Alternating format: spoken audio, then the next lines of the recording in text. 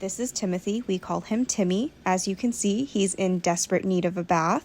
He is the second of 4 kittens I'm giving baths to. Timmy and his siblings are transitional kittens, which means they fall in the 4 to 6 week old range. They happen to be about 5 weeks old. They're transitioning from drinking kitten milk to solid food. Transitional kittens are known to be messy because oftentimes transitioning from milk to food is not easy.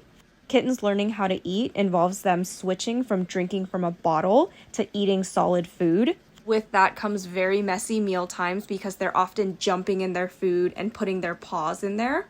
Diets are also changing over from a fattier kitten milk formula to a higher protein diet, which can cause stomach upset, which causes diarrhea. And that's why everyone gets a bath. Timmy has medium to long fur, which means when he has diarrhea, a lot of times it gets stuck in his tail. It's a pretty common issue for cats and kittens with longer fur. So I wish I wore gloves because I had to clean all those poop clumps out of his tail. Now I just have to rinse all of the Dawn dish soap off. Dawn dish soap is my favorite soap to use when bathing kittens because it just gets the job done. It's also really good for flea baths. Totally not sponsored, I just like it. Timmy is not very happy with me, but I have to clean in between his toes because there's food and litter stuck inside. I'm also using this opportunity to pluck off anything I see that's stuck in his fur. Sometimes it's hard to see if things are embedded in there because his fur is so long.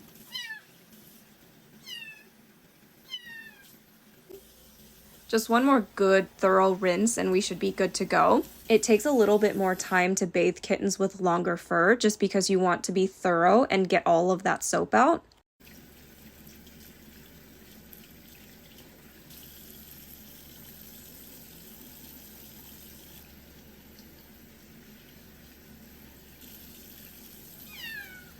He's completely done. He's just trying to swat the water away at this point. One thing to note is I almost just got water in one of his ears. When you bathe kittens, you don't want water in their ears, nose, or mouth. But of course, nobody's perfect and it can happen. If you're in a situation where you did get water in your kitten's ears during a bath, it's totally okay. Just make sure it's completely dry.